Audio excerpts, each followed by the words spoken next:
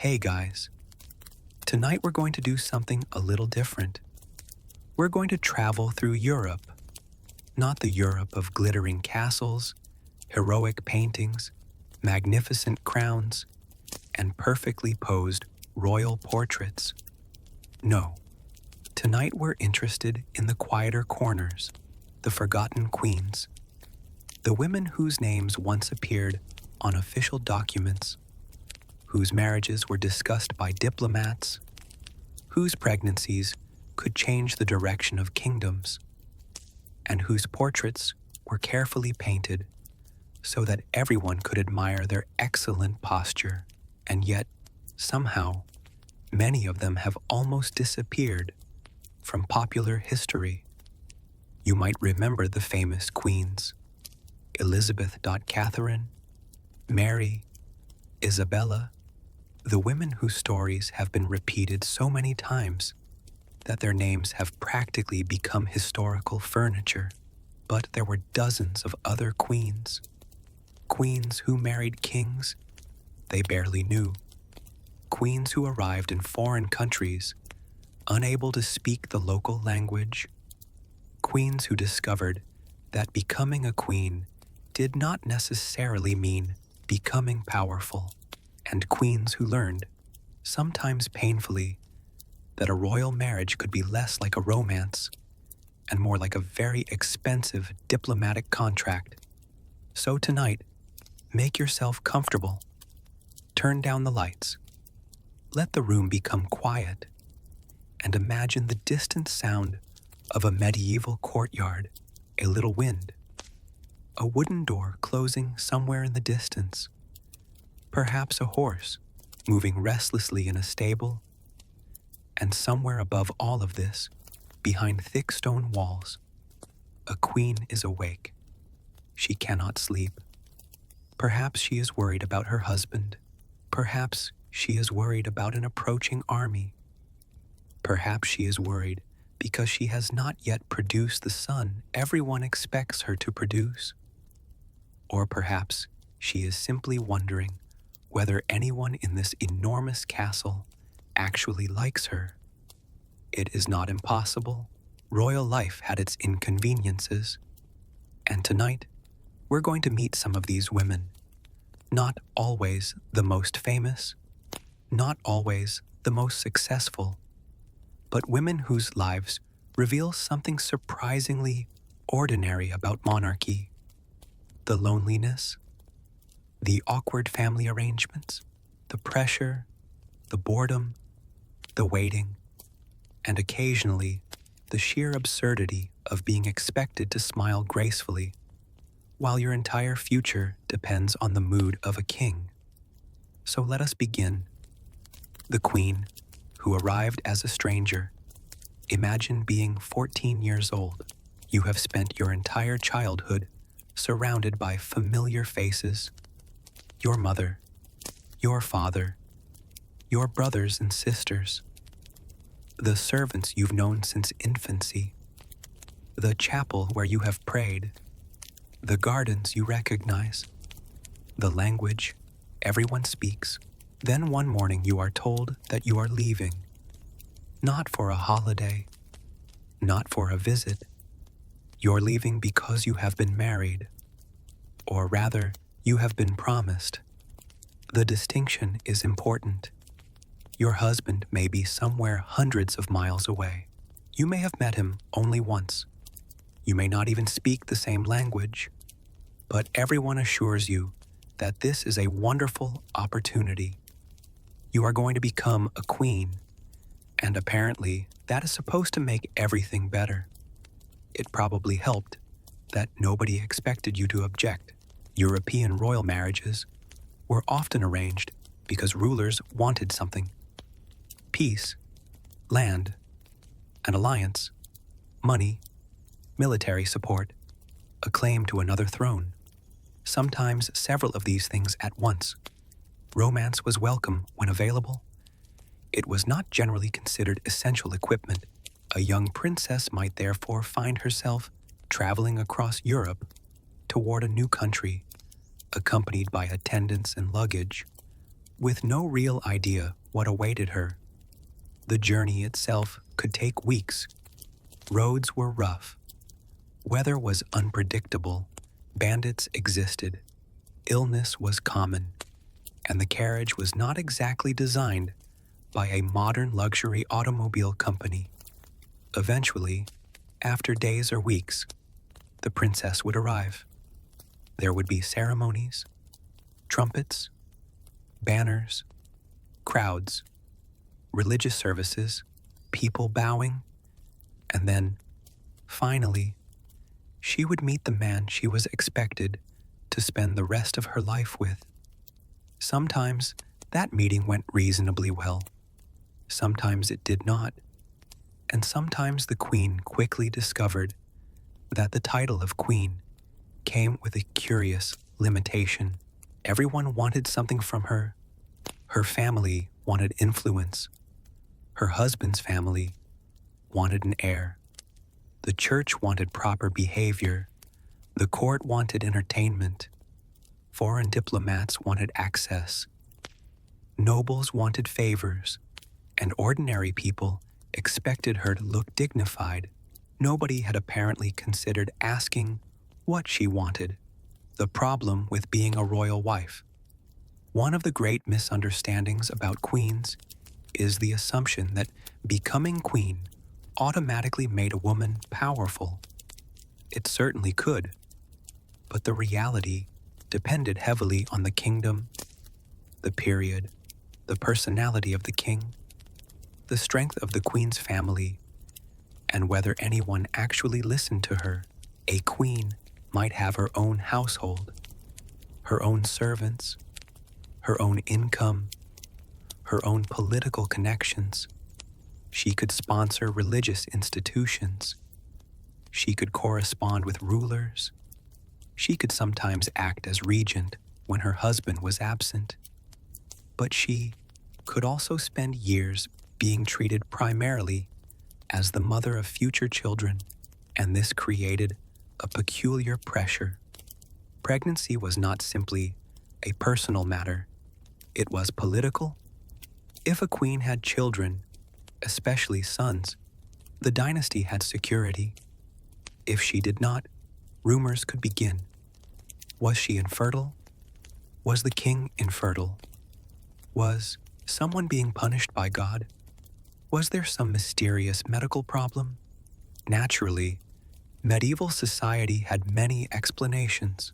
Science was not always invited to the meeting. The queen, therefore, lived under constant observation. Every pregnancy could become a public event.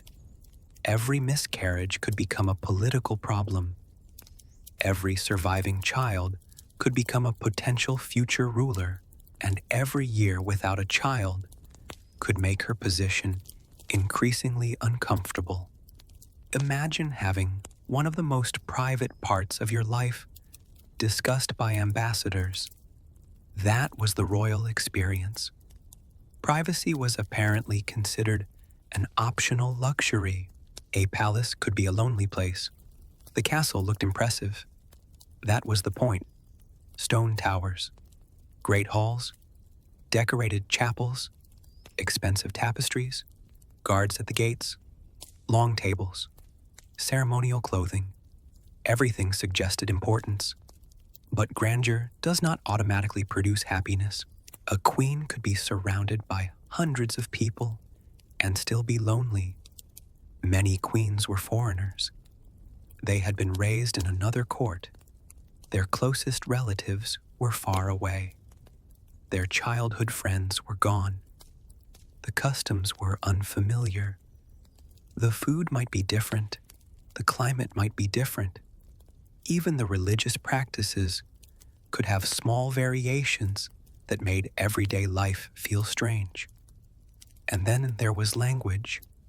A queen might learn the language of her new kingdom eventually, but in the beginning, she could depend heavily on interpreters. Imagine trying to understand court gossip through translation. Even modern family gatherings can become confusing when someone says something quietly across the room. Now imagine that someone is a duke, and the duke is discussing whether your husband should invade another country, and the interpreter is standing beside you trying to explain everything politely. Royal life could be exhausting. Berengaria of Navarre. One of the more intriguing forgotten queens was Berengaria of Navarre. She became the wife of Richard III of England. Yes, Richard the Lionheart, the famous crusading king, the warrior king, the king whose reputation has been polished by centuries of storytelling. And yet, Berengaria's marriage to Richard was remarkably unusual. They did not have children. They spent very little of their married life together. Richard was frequently away. War, politics, crusade, captivity, more politics, more war. Their marriage therefore became one of those strange royal arrangements in which the title existed much more consistently than the relationship. Berengaria was Queen of England, but she barely experienced England. In fact, she may never have set foot there during Richard's lifetime.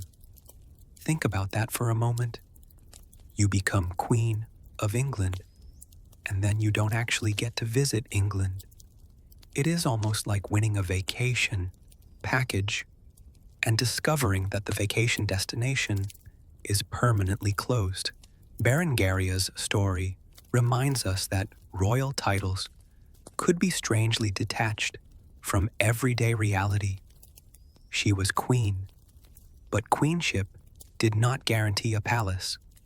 It did not guarantee companionship, and it certainly did not guarantee a conventional marriage. After Richard's death, Berengaria continued to live for decades. She eventually established herself independently and became associated with the Abbey of Les Pots. Her later life was considerably quieter, and perhaps that was fitting. After years of being connected to one of Europe's most famous kings, she spent her later years away from the center of royal drama. History remembered Richard. Berengaria became a footnote, and yet her life tells us something important. The person standing beside the famous king often had a completely different experience of the same marriage. The queen, who was mostly waiting. There is another recurring character in European royal history, the waiting queen. She waits for her husband to return. She waits for news. She waits for pregnancy. She waits for letters. She waits for political decisions. She waits for permission. She waits for ceremonies. She waits for the next crisis. And because history is usually written around major events, waiting does not make for particularly exciting historical records. Nobody writes, "Today, the Queen waited patiently for 3 hours," but that may have been what much of royal life actually looked like. The spectacular moments were rare. The waiting was constant, and this is one reason the stories of forgotten queens can be difficult to reconstruct. We know when they married. We know when their husbands died. We know when treaties were signed. But the ordinary emotional texture of their lives is often much harder to recover. What did they do during a rainy afternoon? Who did they talk to? Which servant did they trust? What did they think about their husband? Did they miss home? Did they enjoy music? Did they dislike certain foods? Did they ever sit alone and wonder whether their life would have been different if they had been born into an ordinary family? We usually don't know. History has an unfortunate habit of recording kings when they make decisions and queens when they produce heirs. Everything else disappears. Isabella of Angoulême. Isabella of Angoulême offers another fascinating example. She became the wife of King John of England. Yes, that King John, the man later associated with Magna Carta and the unpleasant reputation of being one of England's more difficult medieval monarchs. Isabella was extremely young when she married him. The marriage was politically controversial because she had previously been promised to another man. John's decision to marry her had political consequences, and once again, we see the pattern. A royal marriage could create problems almost as easily as it solved them. Isabella became queen consort and had several children with John. One of those children, Henry III, eventually became king. But Isabella's life did not become simple after John's death. She returned to her homeland and later married again. Her second marriage produced another large family. So here we have a woman connected to two different aristocratic worlds. Two marriages, multiple children, and a complicated political background.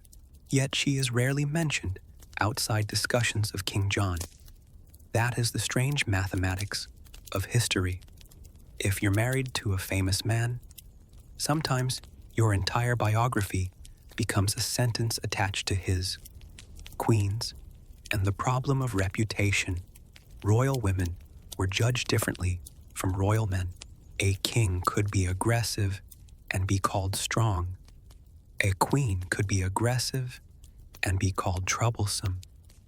A king could have numerous relationships and produce illegitimate children.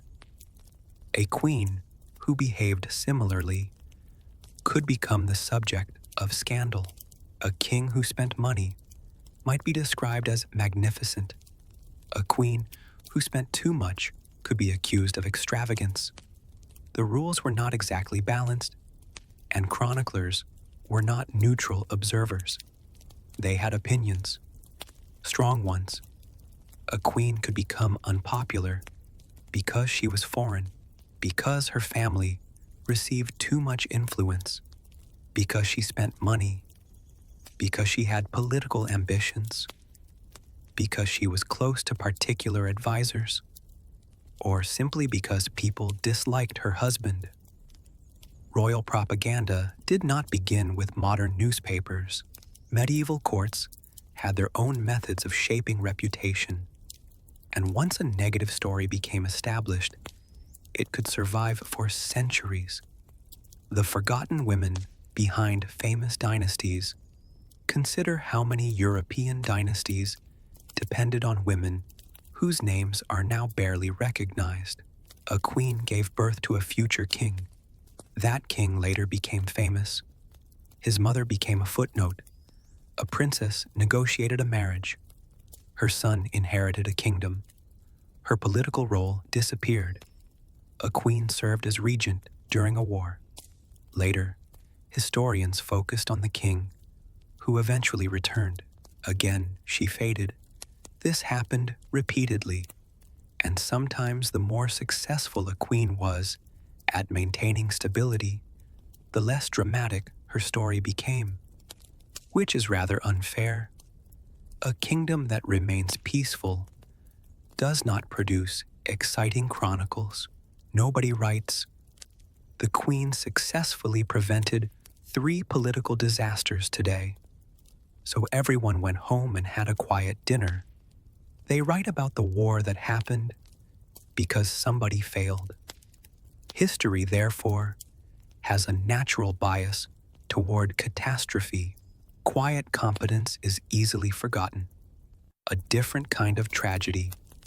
Not every royal tragedy involved execution or war. Sometimes the tragedy was simply having very little control over your own life. A princess could be married before she understood what marriage meant. She could be moved to a country she had never seen. She could be expected to produce children. She could lose several of those children. She could watch her husband die. She could become regent. She could be blamed for political problems she did not create, and eventually, she could disappear from the historical record. There is something strangely sad about that. The palace remains. The paintings remain. The documents remain. But the person becomes distant. We know her name. We know her title. We know her marriage. But the actual woman becomes difficult to see. And perhaps that is why forgotten queens are worth remembering. Not because every queen was secretly a political genius, not because every marriage was a hidden romance, but because behind the formal titles were ordinary human beings, trying to survive extraordinarily complicated circumstances. They worried. They adapted. They made mistakes. They made friends. They lost people. They waited. And sometimes they simply endured. The quiet end of a queen story. Eventually, every queen faced the same destination: death. Some died young. Some died in childbirth. Some died during epidemics. Some survived their husbands by decades. Some remarried. Some entered religious institutions. Some continued political work. Others disappeared almost completely. And when their funerals ended, the court moved on. A new queen might arrive. A new marriage might be arranged. A new generation would inherit the palace. The old queen's chambers would be emptied, her clothing distributed, her servants reassigned, her correspondence stored away, and life continued. That may be one of the quietest tragedies of monarchy. Even queens were replaceable. The institution continued. The dynasty continued. The ceremonies continued. The crown remained. Only the person underneath it changed. So as we leave these forgotten queens tonight, remember that royal history was not made only by the famous rulers whose statues dominate museums. It was also shaped by women who waited in unfamiliar castles, women who crossed borders for marriages, women who raised future kings, women who survived difficult husbands, women who endured political pressure, women whose names were once spoken with enormous respect, and then, slowly, were forgotten. The castle becomes quiet. The candles burn lower. The corridors empty. And somewhere in the archives, an old document still carries the name of a queen who once mattered enormously. Perhaps that is enough, because history is not only about remembering the people who remained famous. Sometimes it is about noticing the people who almost disappeared. And with that, we can let the palace become quiet. The doors close, the courtyard empties, the horses settle, and the forgotten queen finally gets a little peace. End of episode 1. Hey guys, welcome back. Tonight, we're continuing our slow journey through the stranger corners of European history. And if episode 1 introduced us to forgotten queens, tonight we're moving into something even more awkward: marriage. Or more specifically, what happened when a man had 2 wives. Now, before we begin, it is worth making one thing clear. When we say 2 wives in medieval and early European history, we're not describing a normal legal arrangement in most Christian European societies. Officially, 1 wife was generally the rule. The church had plenty to say about marriage. Priests had opinions. Lawyers had opinions. Relatives had opinions. Neighbors had opinions. And naturally, the husband himself often had opinions. Unfortunately for everyone involved, reality was usually more complicated than the official rules. Men abandoned wives. Women were left behind. Marriages were disputed. People claimed previous marriages were invalid.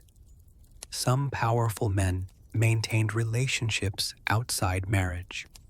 Some rulers attempted to replace wives through annulments.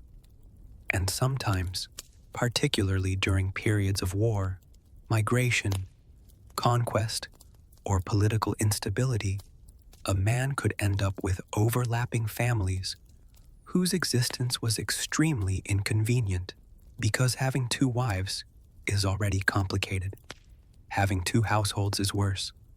Having children in both households is worse still. And having everyone know about it, well, that is when things become truly uncomfortable. So settle in. Lower the lights, get comfortable, and let's travel back to a world where marriage was not simply about two people deciding they liked each other. It could involve land, inheritance, religion, family alliances, dowries, political legitimacy, and enough paperwork to make modern wedding planning look remarkably relaxed. The marriage that wasn't quite finished. Let's begin with one of the most common sources of medieval marital confusion: the unfinished marriage. A man marries a woman. They live together. They have children. Years pass, then something happens. Perhaps he decides he wants another marriage. Perhaps the first wife is politically inconvenient. Perhaps he claims that the marriage was never valid. Perhaps someone discovers that the couple were related within a prohibited degree. And suddenly, everyone is interested in canon law. This could become remarkably complicated because medieval Christian marriage was not always as straightforward as modern people imagine. There were questions about consent, questions about whether a marriage had actually been completed, questions about previous promises, questions about kinship, questions about whether the ceremony had followed the proper procedures, and most importantly, questions about whether the marriage could be dissolved. Divorce, in the modern sense, was generally not available in medieval Western Christianity, but annulment was possible in certain circumstances. The distinction mattered enormously. An annulment did not simply mean, "We have been married for 12 years, but I don't feel like doing this anymore." Instead, it meant the marriage was never legally or religiously valid in the first place. That difference could be extraordinarily useful to a determined monarch, especially a monarch who had already found someone else. The king who wanted a different wife. European history contains several famous examples of rulers becoming deeply frustrated with their marriages. And when you're an ordinary person, marital frustration is mostly a private problem. When you're a king, marital frustration can become international diplomacy. Imagine being married to a princess from a powerful neighboring dynasty. Your marriage connects two kingdoms. Your in-laws expect respect. Your wife has her own relatives at court. The church recognizes the marriage. Everyone assumes the arrangement is permanent. Then you decide you want another woman. This creates a problem. Actually, it creates several. First, the wife. Second, her family. Third, the church. Fourth, your political allies. Fifth, your children. Sixth, anyone who owns a legal document proving that you are already married. And seventh, probably several bishops who are about to have extremely long conversations. Henry VIII was not the beginning. When people hear about a king who wanted to replace his wife, they often immediately think of Henry VII. Understandably, Henry became famous for his marital problems, but the basic political problem existed long before him. Kings had been attempting to escape inconvenient marriages for centuries. The difference was that Henry's case became especially famous because of the enormous religious and political consequences. But imagine living in an earlier century. You are a king. Your marriage has failed to produce the son you want. Your wife has become politically inconvenient. You have become attached to another woman. The solution seems obvious. You should simply marry the new woman. Unfortunately, there is a small problem.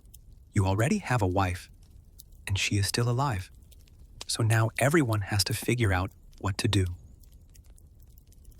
Two families under one crown.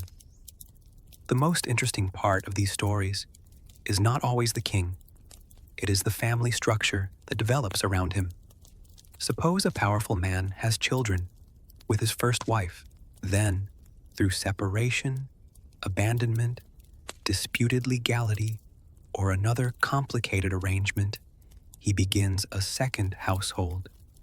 The children now occupy an uncomfortable position. Who is legitimate? Who inherits? Who belongs to which household? Which mother has greater authority? Which relatives are politically useful? Who gets recognized publicly? And who is quietly pushed aside? These questions could determine the future of entire noble families. For ordinary people, family arguments could ruin Sunday dinner. For medieval aristocrats, family arguments could eventually become wars, which is perhaps why medieval family reunions were not always recommended for beginners. The children didn't ask for any of this. Imagine being born into one of these families. Your father is powerful. Your mother says you are legitimate. Another woman says she is your father's true wife. Her children say they have the stronger claim. Your father's relatives take sides. The church gets involved. Lawyers start writing documents, and you are expected to understand all of this while being perhaps 10 years old. You might grow up knowing that your inheritance depends on which marriage people believe is valid. That is a strange childhood. For some children, the consequences were enormous. A disputed marriage could affect titles, estates, marriages, and political alliances. Sometimes, a child born from one relationship could eventually become a major ruler. Sometimes another child, despite having a powerful mother, would be excluded. History is full of these complicated family trees. And once you start looking closely, the neat diagrams in history books begin to look less like trees and more like tangle vines. The medieval family tree problem. Royal genealogies are often presented as beautiful diagrams. A king here, a queen there, children underneath, then grandchildren, very orderly, very reassuring. Reality was rarely that tidy. There were legitimate children, illegitimate children, children whose legitimacy was disputed, children from earlier marriages, children from later marriages, children whose mothers were politically powerful, children whose mothers were forgotten, and sometimes children whose existence became politically useful only decades later.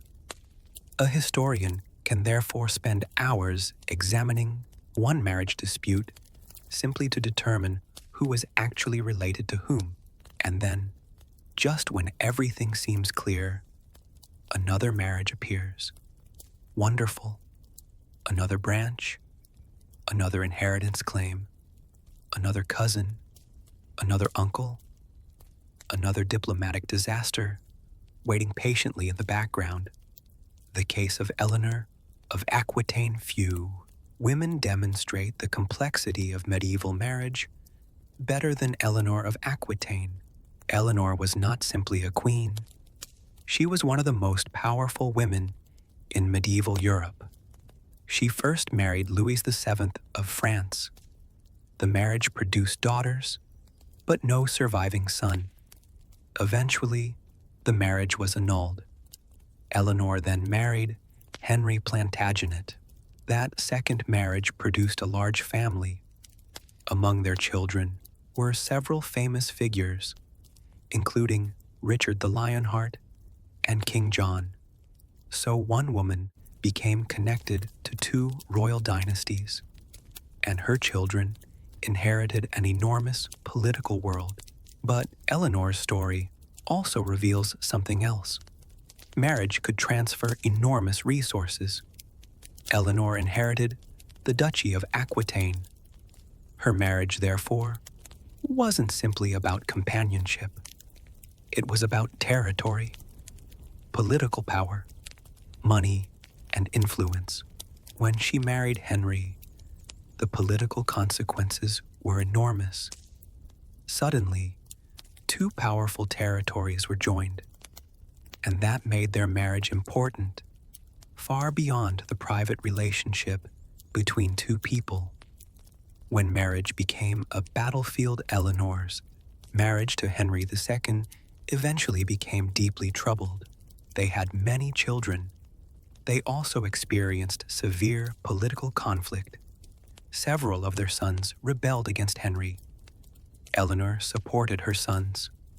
Henry fought back, and the royal family became divided. Imagine the family dinner. Dad is king.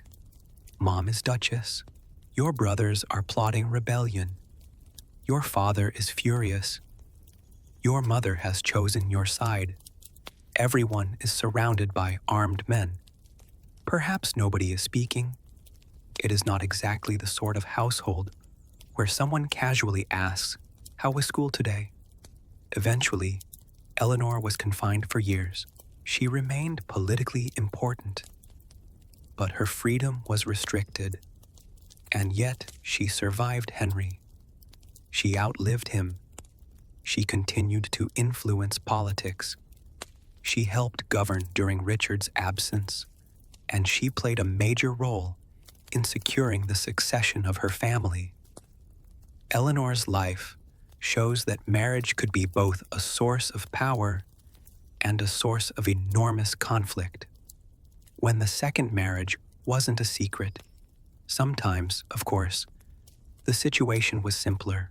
Everyone knew the man had another partner. The question was, what society would do about it? Medieval and early modern societies had complicated attitudes toward relationships outside marriage. The official religious position was clear. Extramarital relationships were condemned, but people were people. They continued having relationships. The wealthy could sometimes maintain unofficial households. Powerful men could protect mistresses and their children. Ordinary men could also form relationships outside marriage, although their circumstances were very different, and the children of these relationships occupied uncertain social positions. Some were acknowledged, some received education, some received land, some entered religious institutions, some became soldiers, some disappeared into ordinary life. Others became politically significant, the mistresses who became almost royal. A king's mistress could sometimes become one of the most powerful women in the kingdom. Not technically a queen, but powerful enough that the distinction could become uncomfortable. She might receive expensive gifts. She might live in a royal residence. She might influence appointments. Her relatives might receive positions. Her children might be recognized. And the queen might have to watch all of this happen. Imagine being the legally recognized queen while another woman receives enormous attention from your husband. You have the crown. She has his affection. You have the official ceremony. She has the private conversations. Neither position is particularly relaxing, and if the king has children with both women, the situation becomes even more complicated. The children of royal mistresses. Some royal children born outside marriage became remarkably successful. They could receive titles, land, money, military positions, political influence. Some were even legitimized later. Others remained permanently outside the line of succession. Their position depended heavily on the ruler's affection, political circumstances, and the attitude of the legitimate royal family.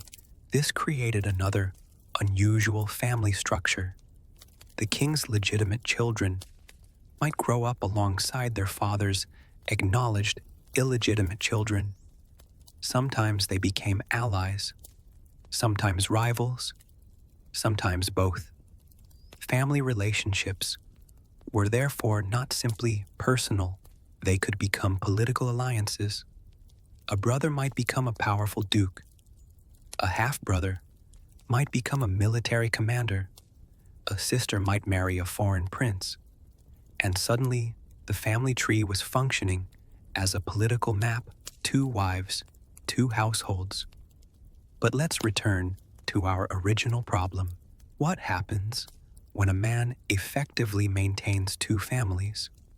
One possibility is simple separation. The first wife remained somewhere else. The husband establishes another household.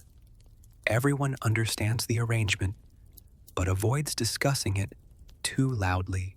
Another possibility is that the first marriage is challenged legally. The man claims that the marriage was invalid. The woman disagrees. Relatives take sides. Church officials investigate, and the whole thing can continue for years.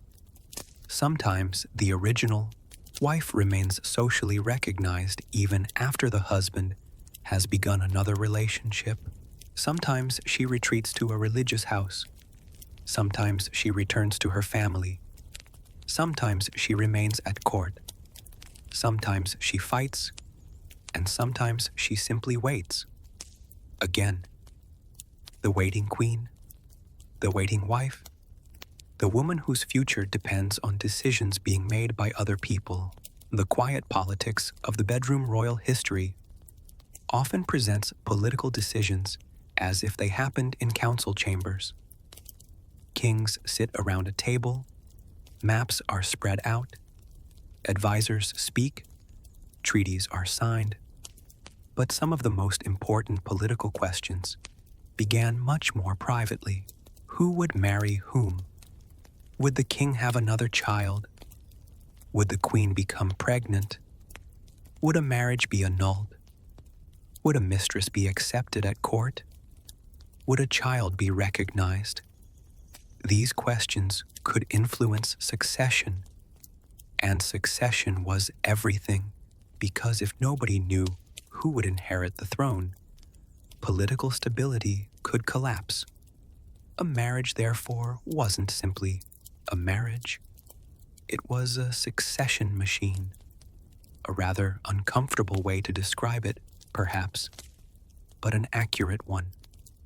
The problem of infertility few subjects created more pressure around royal marriages than fertility. A queen who failed to produce children could become vulnerable.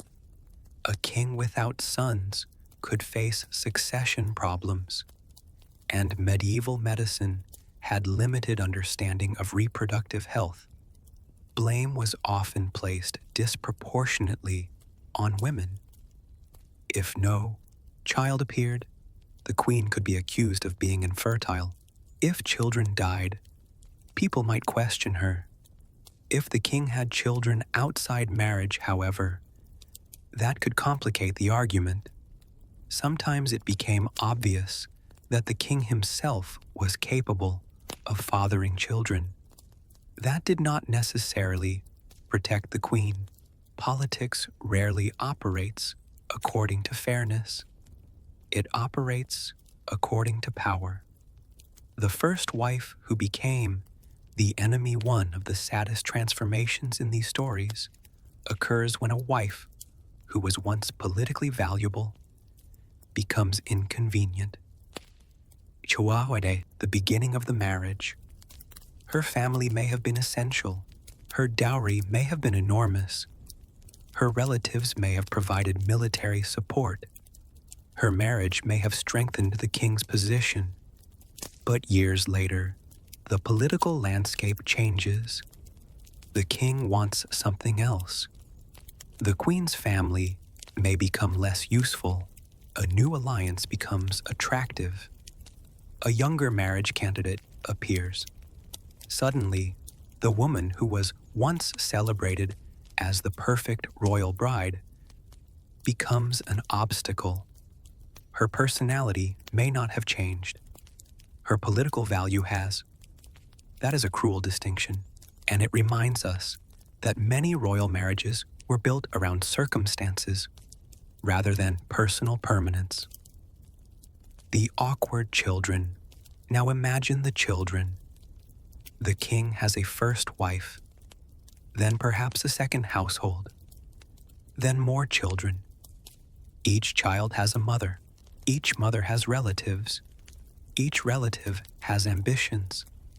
And everyone is quietly watching the succession. A son might be favored because his mother has powerful connections. Another son might be older. Another might be legitimate. Another might be beloved by the king. Another might have military support. And somewhere in the background is the possibility that the whole system could eventually explode, because succession disputes are rarely polite. When the king dies, everyone suddenly becomes extremely interested in genealogy. Your mother was not really married to him. Your mother was. Your father recognized you. He didn't. The church approved the marriage. No, it didn't. And so on. This could continue until somebody reached for an army. Why families were so dangerous? Medieval politics was deeply personal. There were institutions, of course, but institutions were often weaker than personal relationships. Your brother could be your greatest ally or your greatest enemy.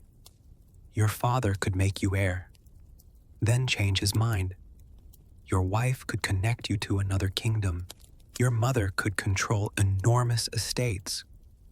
Your uncle could raise an army. Your cousin could claim your throne. And your half-brother might decide that he deserves everything. So the family was not merely a private space. It was a political organization, a very emotional one. And emotional organizations are rarely famous for their calm decision-making. The women who had to survive the arrangement often talk about royal men having mistresses, but the women involved had to navigate these arrangements too. A queen might attempt to preserve her position. She could cultivate alliances, build relationships with religious institutions, support her children, maintain her household, correspond with relatives, and sometimes wait for political circumstances to change. A mistress, meanwhile, could face uncertainty. Her position depended heavily on the king. If he died, she might lose influence. If another favorite appeared, her position could collapse. If her children were recognized, she might gain protection. If they were ignored, she could be left vulnerable. Neither position was especially secure. The palace was glamorous. The employment contract was terrible. A quiet reflection. When we look at medieval marriages From a distance, it is tempting to see only the politics: kings marrying princesses, queens producing heirs, dynasties merging, territories changing hands. But underneath all of this were people: a woman leaving her childhood home, a man trying to secure his inheritance, children wondering which parent they could trust, a queen watching her husband favor another woman, a child growing up with half-siblings who might someday become rivals, a husband trying to escape a marriage, a wife trying to preserve her dignity.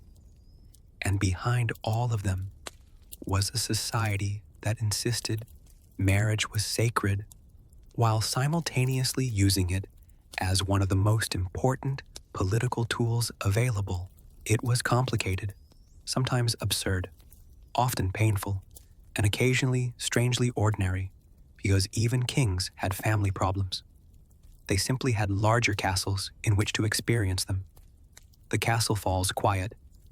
And now, as we finish this episode, imagine one of those great medieval castles at night.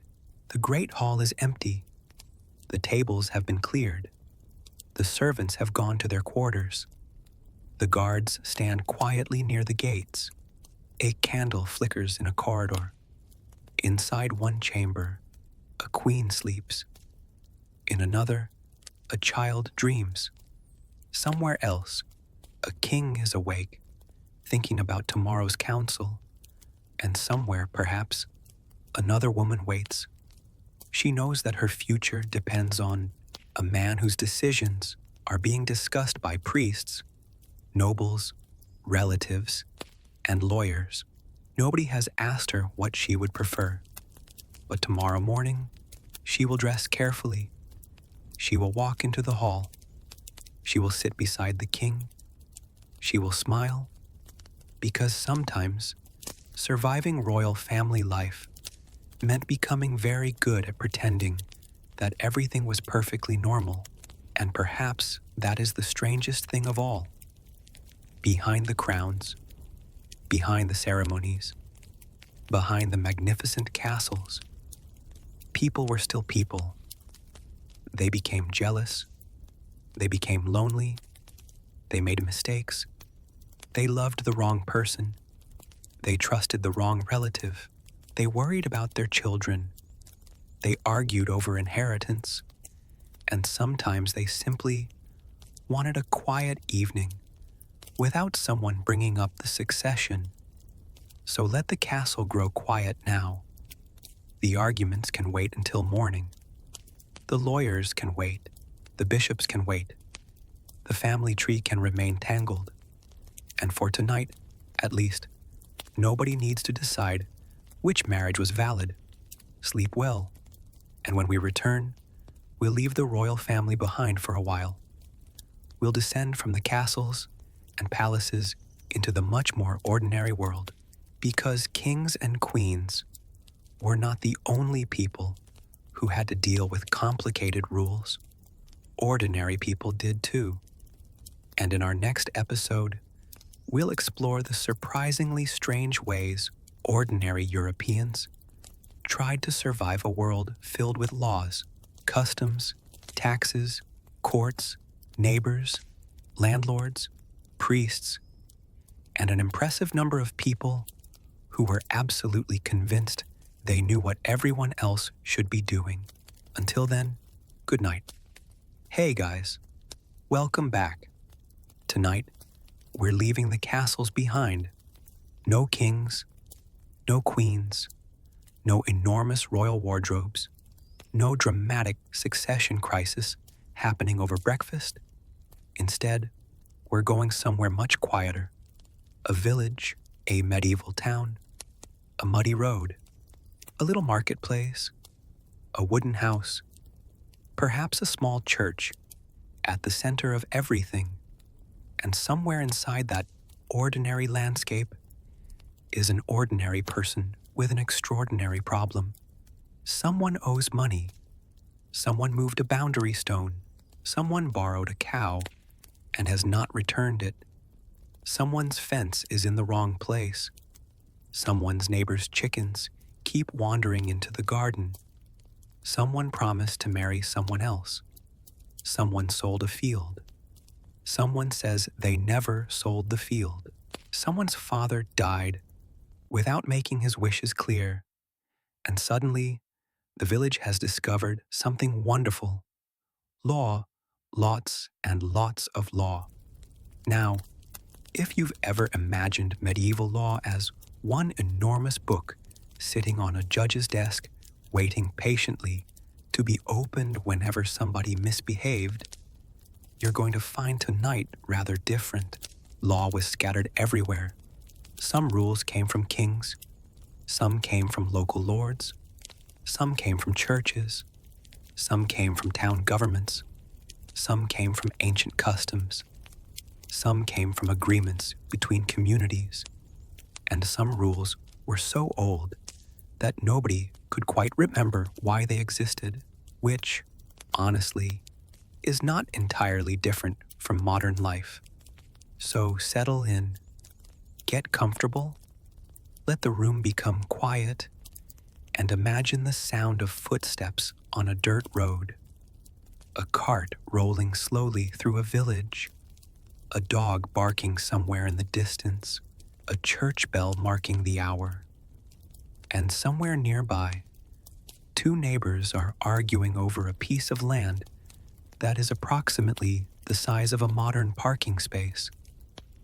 Neither of them intends to surrender, because apparently that tiny patch of grass is now a matter of principle. And so, our journey begins. The myth of the medieval lawless world. One popular image of medieval Europe is that nobody knew what the law was. A lord could do whatever he wanted. A peasant could be arrested for no reason. A thief could be hanged immediately. A king could simply announce a rule, and everyone obeyed. Reality was considerably messier. Medieval societies had laws, quite a lot of them. The problem was that there were often many different legal systems operating at the same time. A person could be affected by local custom, religious law, royal law, manorial rules, guild regulations, and agreements made by their town. And these systems did not always agree. So ordinary people developed ways of avoiding legal problems before those problems reached a courtroom. That was often the sensible approach, because courts could be expensive. They could take time. They could involve travel. They required witnesses. They required arguments. And once you've spent 3 days arguing about a fence, you may begin to wonder whether the fence was worth the trouble. Usually, it wasn't. Usually. The best court was sometimes no court. For many ordinary disputes, the first solution was negotiation. You spoke with your neighbor. You spoke with your family. You spoke with the village elders. You spoke with a priest. You spoke with a local official.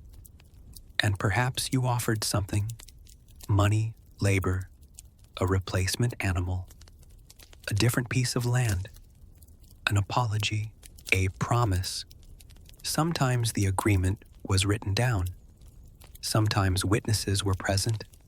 Sometimes the whole community knew about it. And that knowledge itself could be valuable. If everyone knew that your neighbor had agreed to move the fence, it became harder for him to deny it later. In societies where written records were limited, reputation was a kind of evidence. Your neighbors knew you. They knew your family. They knew what you owned. They knew who had married whom. They knew who had borrowed whose horse. They knew who had started the argument. Village memory could be remarkably persistent. It could also be annoyingly accurate. Witnesses were extremely important. Before modern recording systems, People relied heavily on witnesses. A transaction might be completed in front of several people. A land transfer could involve witnesses who later testified that the agreement had happened. A marriage could be publicly recognized. A debt might be witnessed.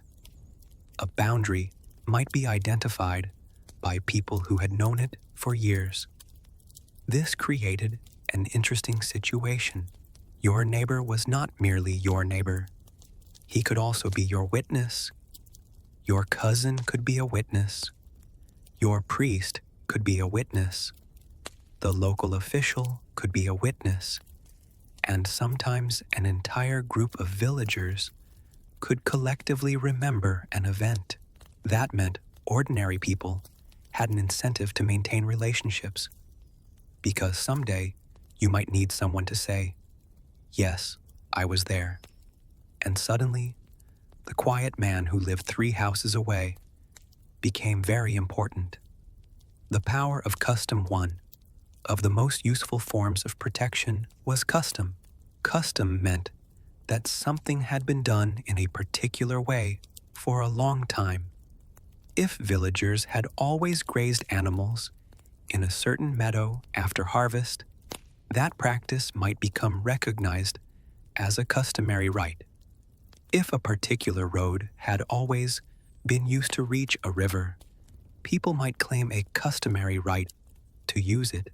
If local residents had traditionally collected wood from a particular area, that practice could become important.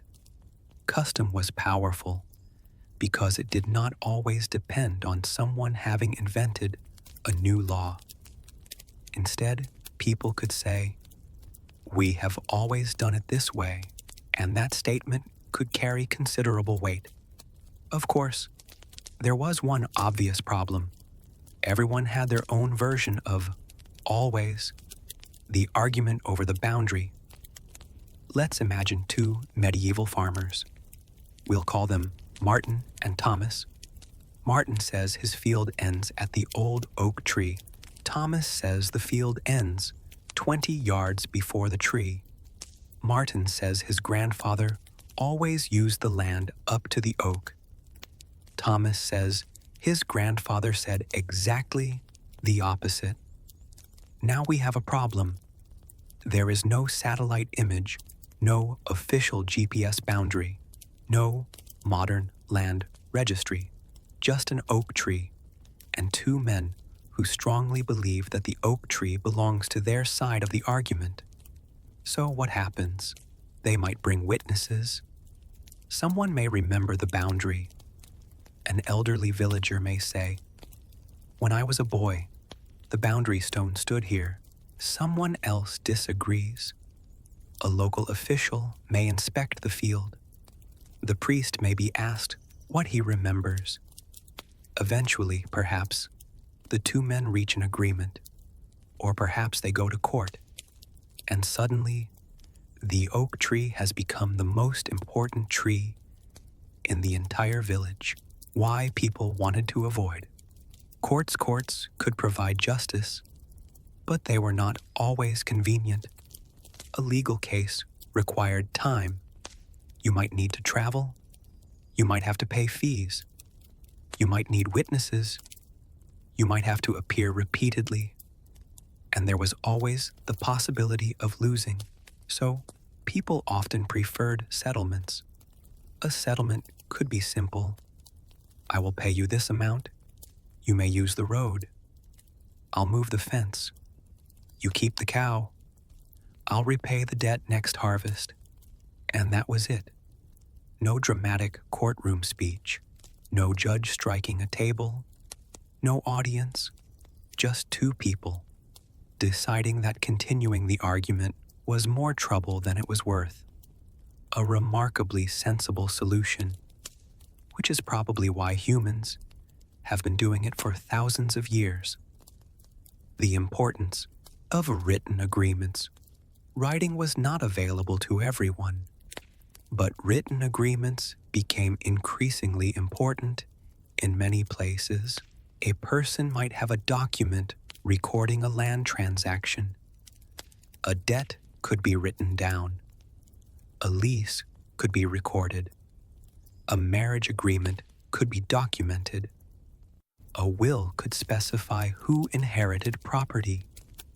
These documents could become extremely valuable later. Imagine discovering an old piece of parchment proving that your grandfather had legally acquired a field. Suddenly, a document that looked like an uninteresting piece of old writing became the most important object in your house. People therefore preserved documents carefully. They might store them in chests. Religious institutions could preserve records. Town authorities could maintain registers. Families sometimes kept charters for generations. A piece of parchment could outlive the people who created it by centuries. The church as a legal institution. The church was not merely a place where people attended worship. It could also be deeply involved in legal matters. Religious courts handled certain types of disputes. Marriage was particularly important. Questions about whether a marriage was valid could become legal and religious questions simultaneously. There were also disputes involving wills, moral offenses, clerical matters, and other areas that fell under ecclesiastical authority. This gave ordinary people another possible route for resolving conflicts. If the problem involved marriage, for example, a church court might be more relevant than a local secular court, and this created another layer of complexity. Imagine trying to understand which authority could hear your case: the local lord, the town court, the bishop, the royal official, a guild. The answer depended on the issue. It was not exactly a user-friendly legal system. There was no medieval website saying, "Click here to determine which court has jurisdiction." You had to ask someone, hopefully someone who knew. The village elder in many communities, older people, could possess remarkable knowledge. They remembered boundaries. They remembered agreements. They remembered who had inherited what. They remembered which family had used which pasture. They remembered where a road traditionally passed. And because memory mattered so much, age could give someone authority. A person might say, "I remember this from when I was a child," and suddenly everyone listened.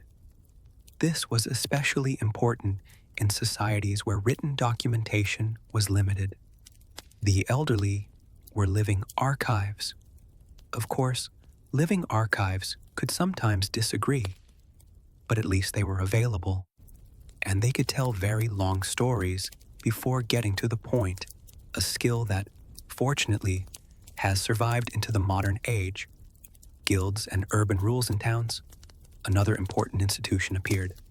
The guild. Guilds regulated trades: a blacksmith, a baker, a weaver, a shoemaker, a carpenter, a merchant. Each profession could have its own organization and rules. Guilds could regulate training. They could control who was allowed to practice a trade. They could establish standards. They could settle disputes. And they could protect their members. For an ordinary craftsperson, belonging to the right guild could be extremely useful.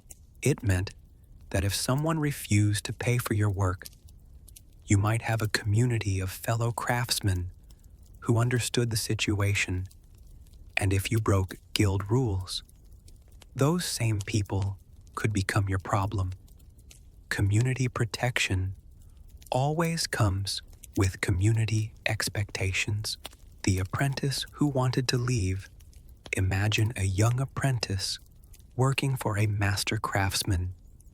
The apprentice has agreed to stay for several years. He learns the trade. He receives food and lodging. He works long hours. Eventually, he decides he wants to leave early. Can he simply walk away? Probably not without consequences. The agreement may have legal force. The guild may have rules. The master may complain. The apprentice's family may become involved. So the easiest solution might be negotiation. Perhaps another master agrees to take him. Perhaps compensation is paid. Perhaps the apprentice stays until a certain date.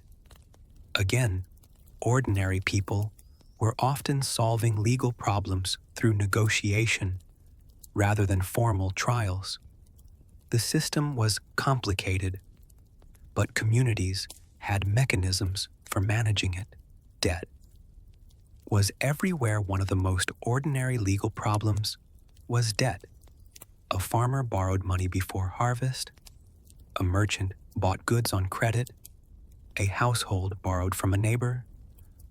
A craftsperson purchased materials and promised to pay later. Credit was essential to economic life, but debt could also create conflict. What happened if the borrower couldn't pay? Perhaps the lender waited. Perhaps the borrower offered another form of payment. Perhaps property was used as security. Perhaps the parties negotiated a new deadline. Sometimes a dispute reached court, and sometimes the relationship simply deteriorated. The important thing was that debts were not always anonymous. Your lender might be your neighbor. You might see him every Sunday. You might pass him in the marketplace. So there was social pressure to settle. Walking past someone you owed money to every morning was an excellent reminder that your financial problems were not theoretical. The marketplace as a legal space, markets were not chaotic places where everyone simply shouted prices. They were regulated environments. Weights and measures mattered. Quality mattered.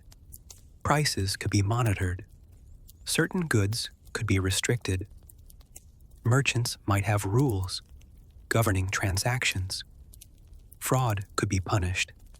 A dishonest seller could develop a terrible reputation, and reputation mattered enormously. If everyone believed that your bread was underweight, customers would eventually stop buying it. If a merchant repeatedly cheated customers, local officials might intervene.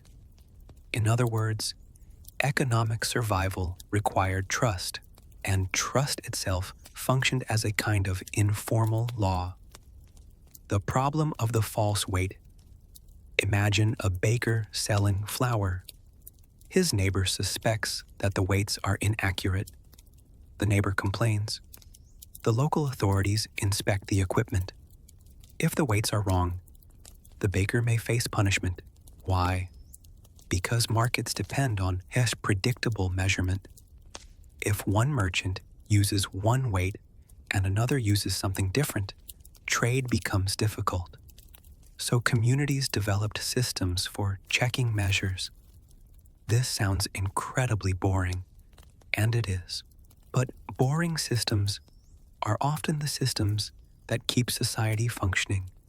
Nobody writes epic poems about accurate scales. Yet without accurate scales, the marketplace becomes chaos. Property was everything. For many ordinary Europeans, property meant survival. A small field, a house, a garden, a few animals, a workshop, a right to use common land. These things could determine whether a family survived a difficult year. So property disputes were serious. If someone moved a boundary, it could reduce your harvest. If someone blocked your access to a road, it could isolate your farm. If someone claimed your pasture, your animals might have nowhere to graze. A seemingly tiny legal dispute could therefore have enormous consequences. This explains why ordinary people cared so much about boundaries and customary rights. It wasn't merely about being stubborn, it was about survival. Although, admittedly, medieval people could also be extremely stubborn. Humans have never needed much encouragement to argue about property. The common land in many communities, people had rights connected to common land. These rights could allow residents to graze animals, gather wood, collect certain resources, or use shared spaces. Such rights could be crucial. A family might not own a forest, but they might have a recognized right to collect firewood. They might not own a pasture, but they might have the right to graze a certain number of animals. These arrangements required rules. How many animals? During which season? Which area? Who could use it?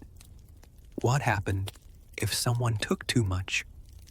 And once again, ordinary people were dealing with legal systems every day without necessarily thinking of themselves as participants in some grand legal tradition. They were simply trying to get through the year.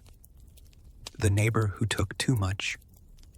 Imagine someone begins using the common pasture excessively. Perhaps he brings 20 animals when everyone else has only 5. The grass disappears.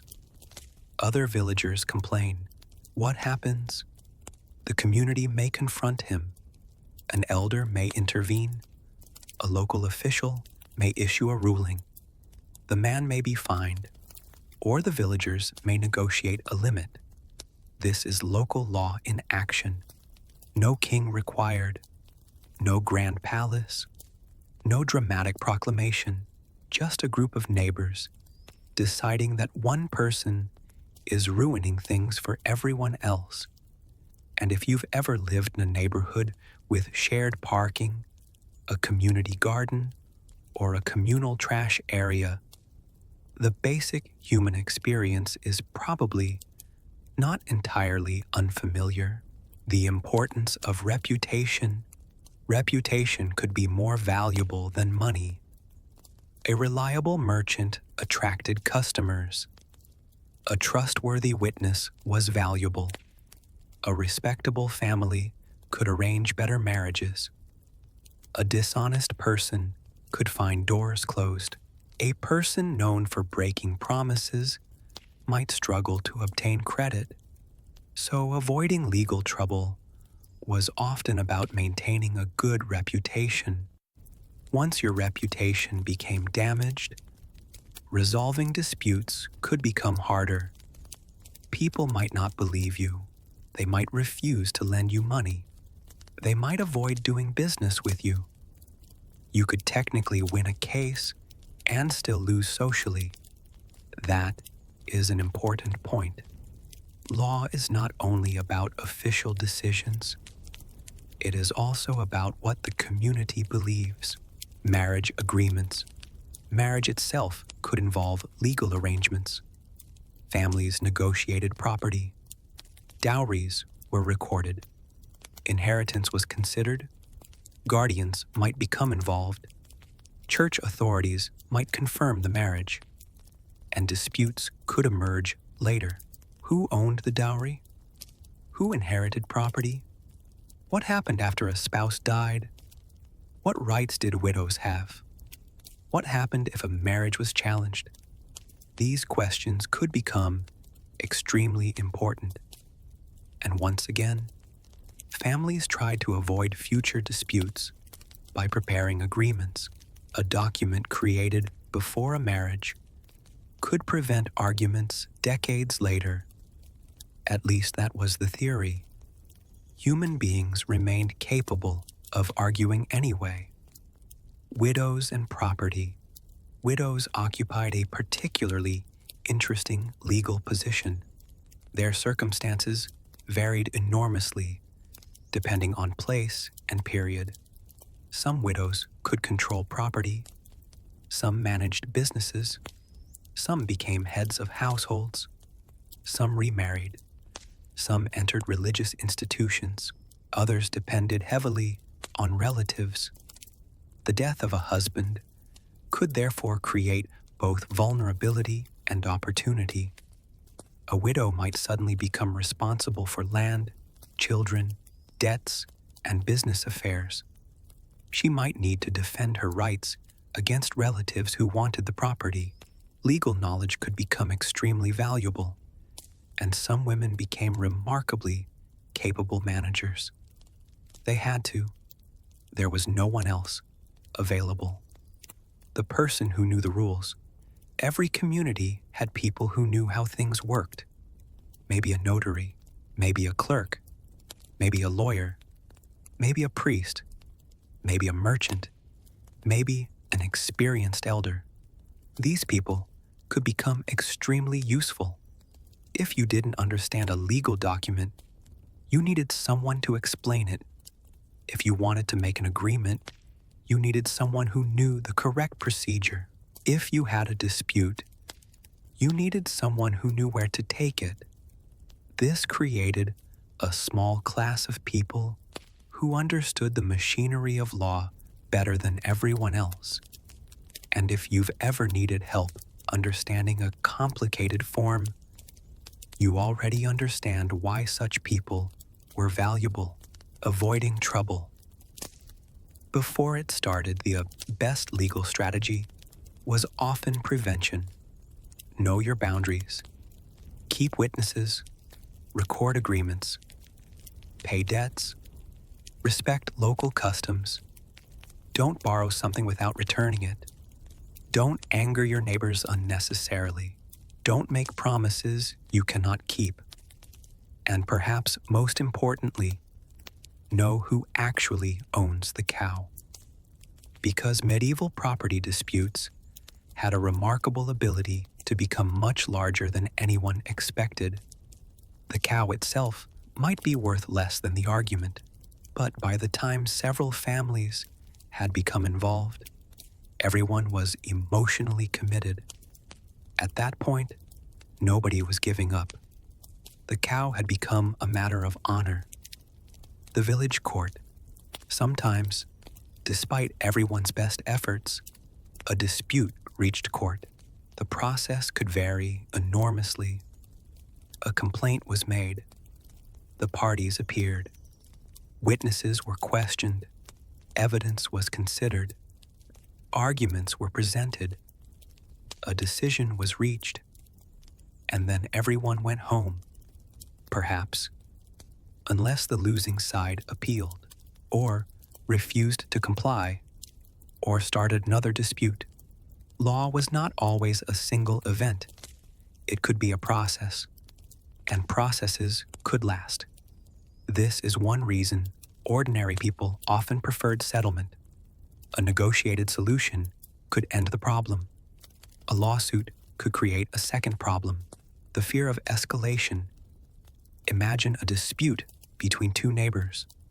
It begins with a fence. Then one family supports Martin, another supports Thomas. Then their relatives become involved. Then someone insults someone else. Then an animal is taken. Then another argument occurs.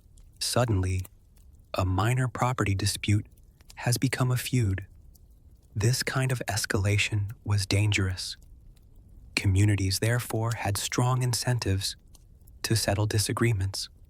Elders, relatives, religious leaders, local officials, all could intervene. Peace was valuable, even when nobody particularly liked their neighbor. Justice was sometimes personal. Modern legal systems try to make law impersonal. You have rules, institutions, courts, officials, written procedures. Medieval communities often relied much more heavily on personal relationships. The judge might know the families. The witnesses might know everyone involved. The local official might have grown up nearby. The priest might have baptized the children of both sides. This could make justice more flexible. It could also make it more biased.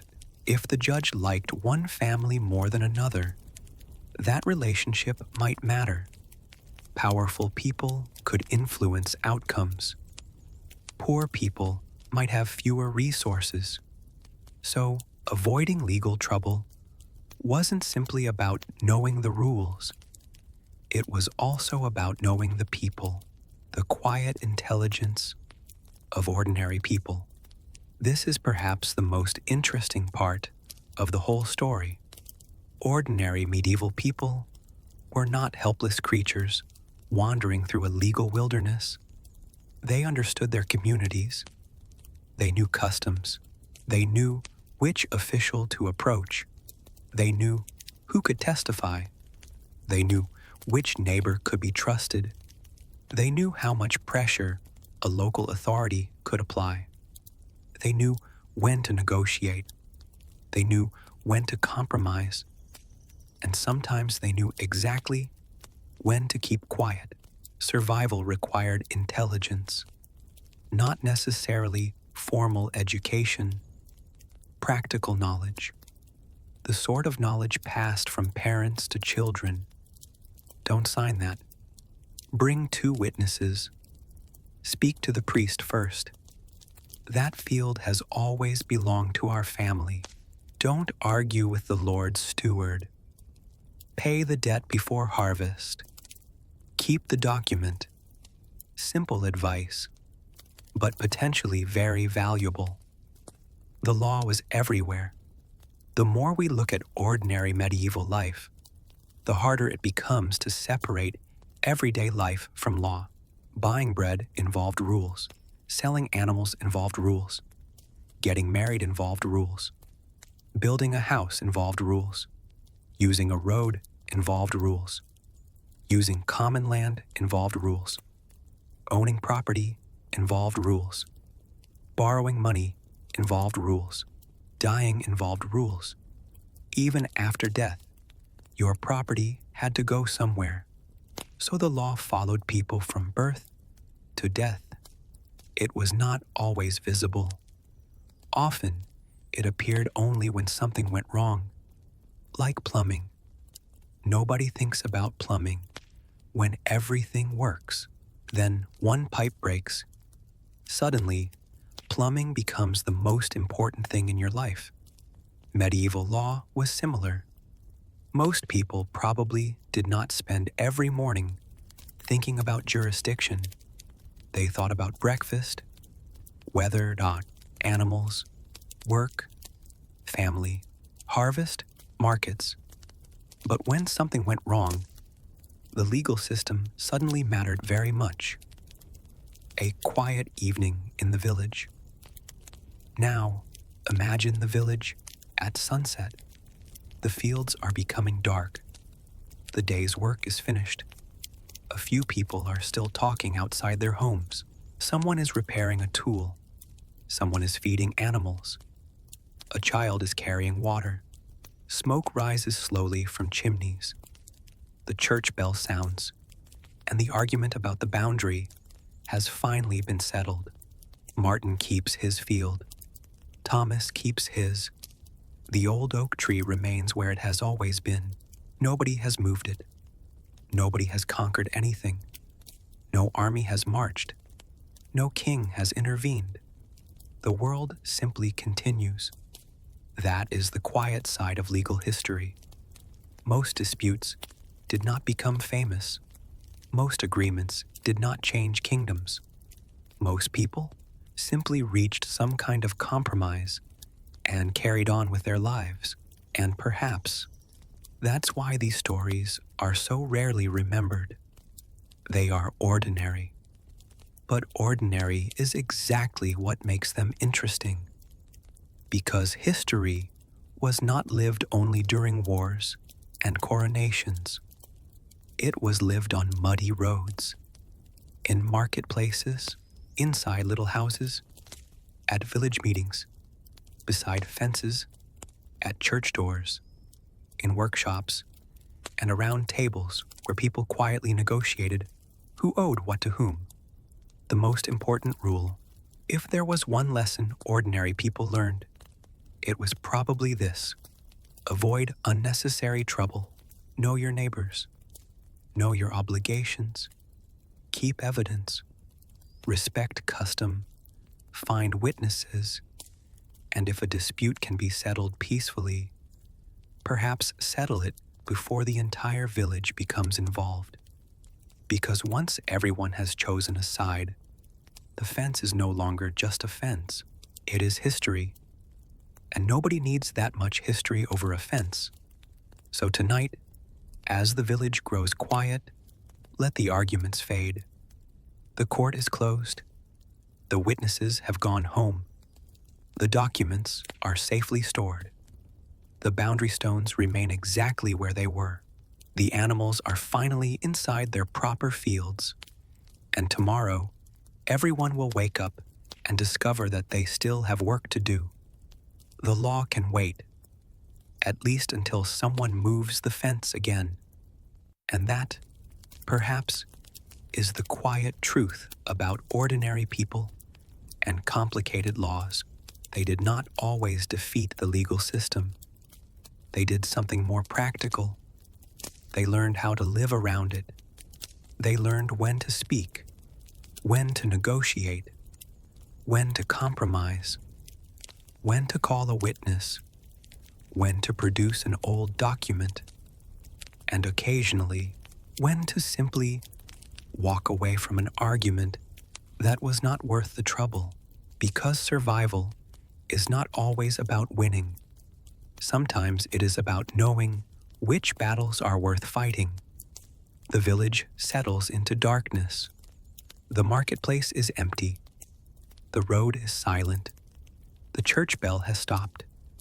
And the people who spent the day arguing over property, debts, marriages, and boundaries are finally asleep. Tomorrow, there will be another dispute, another agreement, another document, another person insisting that everyone has misunderstood what happened.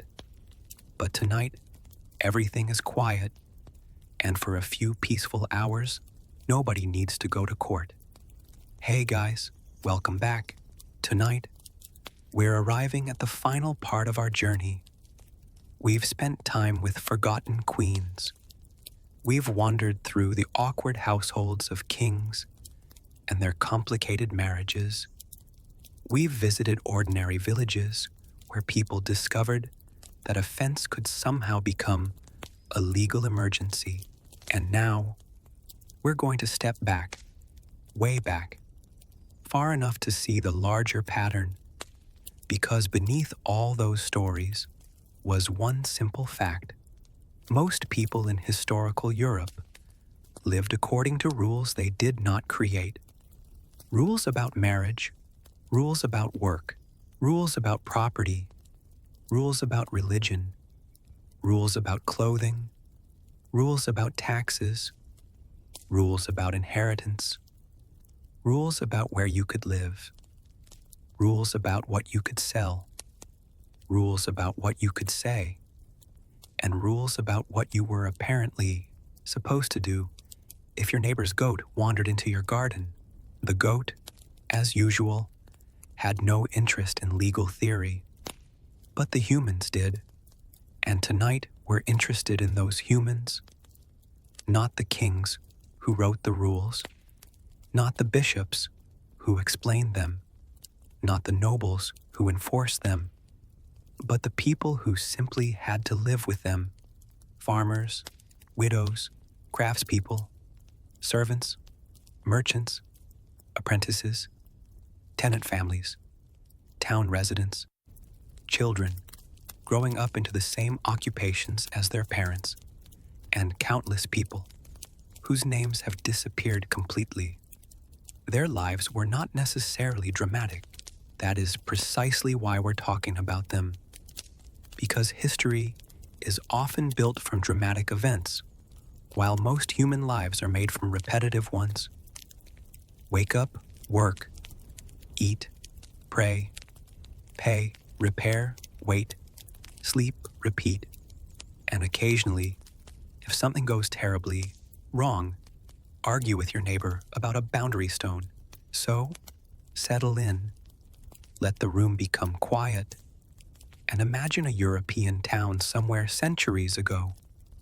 The streets are narrow, the buildings lean slightly toward one another. A few candles glow behind shutters. Someone is closing a shop. Someone is carrying water. Somewhere in the distance, a bell is ringing, and everyone is living according to rules. Most of them probably aren't thinking about those rules.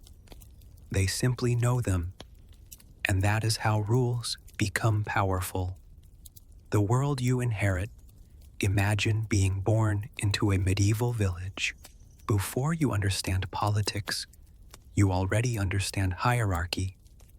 Your family has a place. Your father has an occupation. Your mother has responsibilities. Your family probably has obligations to someone, perhaps a landlord, perhaps a local authority, perhaps a town government, perhaps a religious institution, perhaps several at once. You didn't choose any of this. You simply arrived. And as you grew older, people explained how things worked. This is our field. That is the Lord's field. This road can be used. That road cannot. This is the church calendar. These are the feast days. This is when taxes are due. This is when animals can enter the common pasture. This is when the harvest begins. This is what you owe. This is what you are allowed to do, and this is what you absolutely should not do. The list could become quite long. Nobody handed you a constitution. Instead, you learned through observation. You watched adults. You listened. You made mistakes. You were corrected. And gradually, without noticing, you absorbed the rules of your world. The invisible wall. One of the strangest things about historical rules is that they often did not require someone to stand over you. A guard didn't need to follow you all day. A lord didn't need to watch every field. A priest didn't need to monitor every conversation. People knew what was expected. They had grown up with it. They knew what their neighbors considered acceptable. They knew what would attract gossip. They knew what would attract punishment. They knew which customs were negotiable, and they knew which ones were not. This created an invisible wall around everyday life. You could move within it. You could negotiate. You could bend certain rules. But you couldn't always imagine a life completely outside them. The system existed before you, and in most cases, it would exist after you. Birth determined, more than people. Realize where you were born mattered enormously. If you were born into a wealthy family, your possibilities were wider. If you were born into a powerful, noble family, they were wider still. If you were born into a peasant household, your choices were often narrower. If you were born into a family of craftsmen, you might learn the trade. If your father was a baker, becoming a baker was not an unusual future. If your family owned land, you might inherit land. If your family had little property, you might need to work for someone else. This does not mean nobody ever changed social position. They did. People became merchants. Soldiers became nobles. Craftsmen became wealthy. Poor people entered religious institutions. Merchants purchased property. But the general structure of society was powerful. Your starting position mattered. And there was no modern career counselor standing beside your cradle saying, "Have you considered a completely different field?" Your family usually knew what your field was. Literally, the child who inherited a medieval child might inherit more than property. They could inherit an occupation, a reputation, a debt, a social position, a family obligation, a political relationship, even an old argument. Imagine inheriting a house and discovering that your grandfather had been feuding with the family next door for 30 years. Congratulations, you are now involved. You didn't start the argument. You weren't even alive when it began, but your family name is attached to it. This happened in many forms. Family identity mattered. People remembered who belonged to which household, and sometimes the past remained remarkably present. The apprentice in towns. One common path for young people was apprenticeship. A child or teenager entered the household of a master craftsman. They learned a trade. They worked. They received food and lodging. They gradually became skilled. Eventually, they might become an independent craftsperson. It sounds straightforward, but apprenticeship could be demanding. The apprentice was not simply attending school. They were working long hours, repetitive tasks, strict expectations, and a master who had considerable authority over the apprentice. The apprentice's future depended on learning correctly. If the relationship went badly, there could be disputes. If the apprentice ran away, the guild might become involved. If the master mistreated the apprentice, relatives might complain. Again, the rules were everywhere, and the young person had to navigate them. The farmer for rural families, life revolved around land, but owning land was not the same as having complete freedom. A farmer could have obligations connected to the land. Rents, taxes, labor, customary payments, community duties, religious obligations. The exact arrangements varied enormously across time and place, but the general principle was familiar. You cultivated the land, and someone else often had a claim on part of what you produced. That could feel deeply unfair, but it could also be understood as simply how the world worked. A person born into the system might not ask, "Why does this system exist?" They might ask, "How much do I owe this year?" That distinction matters. People often accept structures not because they love them, but because they have learned how to live inside them. The rent that had to be paid. Imagine harvest season. The crops are gathered. The family is tired. They have food stored. Perhaps they have enough to survive the winter. Then comes the calculation. How much must be given away? How much is owed? How much remains? A poor harvest could therefore become dangerous. The obligations did not necessarily disappear simply because the harvest was bad. A family might negotiate, borrow, sell something, reduce consumption, seek help from relatives, or simply hope the next season was better. This is one of the quiet tragedies of historical life. The harvest was never merely a harvest. It was the foundation of the entire household economy. A successful harvest meant breathing room. A failed one could affect everything. The woman who became a widow. Now imagine a woman whose husband dies. Her entire household changes. She may have children. She may have debts. She may have property. She may have obligations. She may have relatives expecting certain things. She may need to manage an occupation she never previously controlled. And she must somehow continue. Widowhood could be devastating emotionally, but it could also create new responsibilities. Some widows became business owners. Some managed workshops, some controlled property, some remarried, some remained single, some entered religious communities. Their lives remind us that historical women were not always confined to passive roles. Sometimes circumstances forced them into positions of authority. They did what was necessary, and often they did it quietly.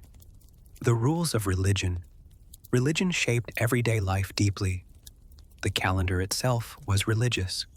Feast days, fast days, saints' days, religious festivals, holy seasons, church attendance, marriage, burial, charity, confession, prayer. Religious rules could influence food, behavior, work, and social relationships. For many people, religion was not something they did for an hour on a particular day. It was woven into the structure of time. The year itself had a religious rhythm. You knew when Lent was approaching. You knew when Christmas was coming. You knew when certain festivals occurred. And you knew that some activities were expected to stop or change during particular periods. The calendar told you how to organize your year. The bell that controlled the day. Imagine waking before sunrise. You do not have a smartphone, no alarm, no digital clock. Instead, the day is marked by natural light, work routines, and bells. A church bell rings. People know what it means. Another bell later, another at a different hour. The sound becomes part of daily life. Bells could announce worship. They could mark time. They could signal emergencies. They could call people together. They could tell a community that something important had happened. And after years of hearing them, people didn't need an explanation. The bell itself was the message. Clothing rules. Some historical societies, clothing was not simply personal preference. Rules could govern what certain social groups were allowed to wear. Authorities sometimes attempted to regulate luxury. Certain fabrics, colors, or ornaments could be associated with particular classes. The intention was often to reinforce social hierarchy. If you were wealthy, you were expected to look wealthy. If you were not wealthy, dressing like the wealthy could attract attention. This may sound strange now, but clothing was highly visible. It communicated status instantly. A person could walk into a marketplace and be categorized by appearance. The social order was literally being worn on the body. The problem with looking too rich: imagine a prosperous merchant. He earns good money. He wants expensive clothing. Perhaps his wife wants jewelry, but local authorities have rules about luxury. They worry that lower social groups are imitating the nobility. So, restrictions appear. The merchant now faces an interesting decision: follow the rules, ignore them, or find something that technically complies while looking suspiciously expensive anyway. Humans have always been creative when faced with regulations. Historical people were no exception. Rules often created loopholes, and loopholes created people whose entire talent was discovering them. Food was regulated. Two markets could have rules about food: weights, measures, quality, prices, production, storage. Some towns monitored bakers closely. Bread was essential. If a baker reduced the amount of flour while charging the same price, people noticed. Authorities could punish dishonest practices. The same could apply to meat, wine, beer, and other goods. Again, this seems boring, but food regulation mattered. A marketplace could not function without some level of trust. If customers constantly suspected fraud, commerce became difficult. So, boring rules helped keep daily life moving. The tavern, and then there was the tavern, a place to drink, eat, talk, trade information, meet travelers, and occasionally start arguments. Taverns could become important social spaces. People heard news there. Merchants met customers. Travelers exchanged stories. Workers relaxed after a day of labor, but authorities could regulate taverns, opening hours, licenses, behavior, drinking, gambling. The tavern owner, therefore, had responsibilities, and if someone caused trouble, the owner could face consequences. Even relaxation had paperwork, a remarkably persistent feature of civilization. The person who knew everyone, every town had people who seemed to know everything. The clerk, the merchant, the innkeeper, the priest, the widow who had lived there for 50 years, the craftsman whose family had been in the same street for generations. These people knew who had married whom, who owed money, who had moved, who had died, who had quarreled, who had inherited property, who had been accused of something. Their knowledge gave them influence.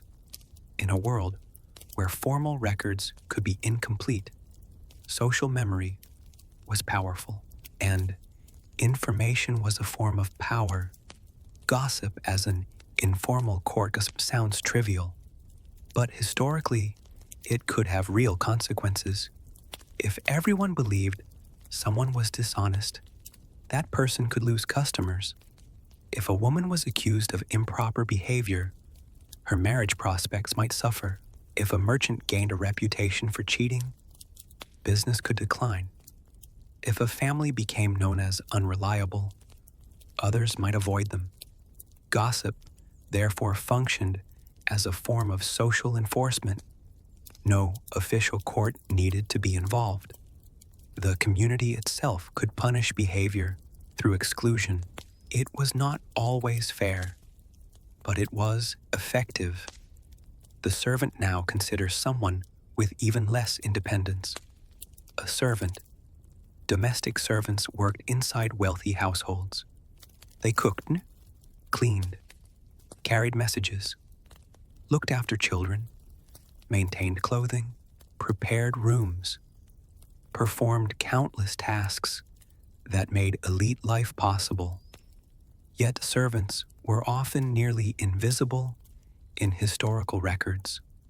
A noble household could not function without dozens of workers, but the names of those workers rarely appear in the grand story.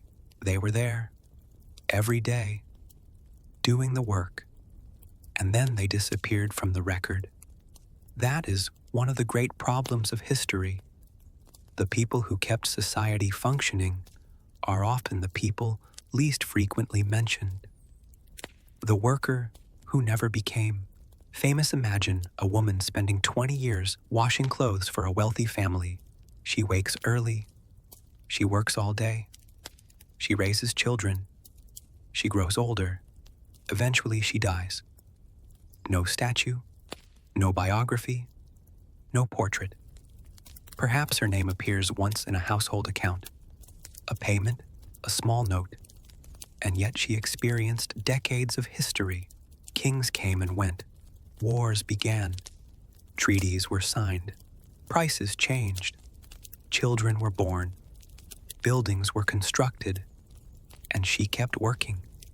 This is the quiet scale of ordinary history. Not every life changes the world. Most people simply live through it. The soldier who returned home. War created another kind of disruption. A man could leave his village as a young soldier. Years later, he might return. The world had changed. His parents might be dead. His siblings married. The family property divided. A child he remembered as a baby might now be an adult. Perhaps the village boundary had changed. Perhaps his house was damaged. Perhaps his wife had assumed he was never coming back. War did not simply happen on battlefields. It entered households. It changed inheritance, marriage, property, labor, population, and memory. The soldier who returned was sometimes returning to a place that no longer felt like home. The migrant. Some people moved for work, marriage, on a trade, war, opportunity, necessity. A town might attract workers. A port might attract merchants. A growing city could offer opportunities unavailable in a village. But moving meant entering another community, another set of rules, another network. A stranger might need permission to settle. They might need sponsorship. They might need employment. They might need to prove their status. So even mobility could be regulated. The medieval world was not completely immobile. People traveled, but movement was not always effortless. The stranger at the gate. Imagine arriving at a town where nobody knows you. You stand outside the gate. You have money, skills, perhaps letters of introduction, but you're still a stranger. The town authorities want to know who you are, where you came from, why you're here, what you intend to do. You may need to find a place to stay, a master to work for, a merchant to employ you, a household willing to accept you. The first challenge is not necessarily earning money. It is becoming part of the local network. Community was a form of security. Without it, life could be much harder. The importance of belonging, to belong somewhere, meant people knew you. They could testify for you, recommend you, employ you, lend you money, help you during illness, support you in disputes. Remember your family. And this is why communities mattered so much. The individual was rarely completely independent. Modern people often think of independence as freedom. Historical people might have viewed complete independence as vulnerability. If nobody knew you, who would help you? If nobody trusted you, who would guarantee your word? If you had no relatives nearby, who would care for your children? Community could be restrictive, but it could also protect. The rules that protected people. Not every rule was oppressive. This is important. Rules could also protect ordinary people. Regulations on weights could protect customers. Guild rules could protect craftsmen. Property, customs could protect families. Inheritance rules could prevent disputes. Religious institutions could provide charity. Town laws could regulate markets. Community agreements could protect shared resources. The same system that restricted people could also provide security. That is why historical societies are difficult to categorize neatly. They were neither simply free nor simply oppressive. They were complicated, like almost everything humans build. The problem with changing the rules. One reason traditional societies could feel rigid was that rules had history. If something had been done for generations, changing it could threaten expectations. Imagine telling a village, from next year, we're doing everything differently. People would have questions. Who benefits? Who loses? Why? Who decided? What happens to old rights? What happens to old agreements? What happens to inheritance? Change creates uncertainty, and people who depend on stable customs often fear uncertainty. So traditions could survive even when they were inconvenient, sometimes even when everyone quietly complained about them. the quiet art of adaptation. But people adapted. They found exceptions. They negotiated. They used connections. They interpreted rules creatively. They moved when necessary. They changed occupations. They married strategically. They joined guilds. They entered religious institutions. They accumulated property. They saved documents. They built reputations. They made alliances. They learned the system. And once they understood it, they could sometimes find room to maneuver. This is perhaps the most important lesson. People living under rules were not necessarily powerless. They were constantly negotiating with the structures around them, the queen and the farmer. And now we can connect the 4 parts of our journey. The queen from episode 1 lived under rules.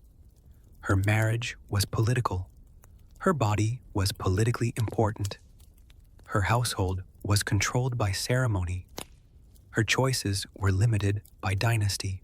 The king with complicated family arrangements in episode 2 lived under rules too. He could not simply ignore marriage law. He needed legitimacy. He needed heirs. He needed political alliances. And the ordinary farmer from episode 3 lived under rules. Property, debt, custom, community, court, religion, different worlds. Same basic problem. How do you live inside a system that you did not create, the human being inside the rule? This may be the most useful way to understand historical people. Don't imagine them as simply medieval. Imagine them as individuals. A mother worried about food, a father worried about rent, a child worried about punishment, a merchant worried about debt, a widow worried about property, a queen worried about her children, a king worried about succession, a servant worried about employment, a craftsman worried about customers, a traveler worried about reaching the next town. Their worlds were different. Their problems were often surprisingly familiar. The details change. The human emotions do not. The long night now. Imagine a household at night. The work is finished. The fire is low. Everyone is tired. Outside, the streets are dark. There is no electricity, no television, no glowing phone, no endless stream of information. The world becomes very quiet. A family talks softly. Someone repairs a piece of clothing. Someone checks the animals. Someone prepares for tomorrow. And tomorrow will probably look a lot like today. That repetition might seem boring to us, but repetition was the structure of life. The seasons changed. The work changed slightly. The festivals came. The harvest arrived. Winter followed. Spring returned. Children grew. Parents aged. People married. People died. And the rules continued. The strange comfort of routine. There is something almost comforting about this. Even in difficult societies, routine could provide stability. You knew when the market happened. You knew when church bells rang. You knew when planting began. You knew when harvest approached. You knew which obligations were expected. You knew who your neighbors were. You knew which path led home. You knew where the well was. You knew where the animals slept. You knew the sound of familiar voices. The world could be harsh, but it was familiar, and familiarity matters. What we would find strange, if we could suddenly enter one of these villages, many things would surprise us. The smell, the noise, the animals, the crowded streets, the lack of privacy, the physical labor, the darkness at night, the limited medical knowledge. the rigid social hierarchy, the dependence on weather, the importance of religion, the vulnerability to disease. But after several months, perhaps some things would become normal. You would learn the schedule. You would learn the customs. You would recognize the neighbors. You would know which merchant was honest. You would understand which rules could be negotiated.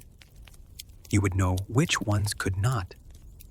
You would become part of the place, and then the strange world would become your ordinary world, the people history. Forgot, and this is where we should end.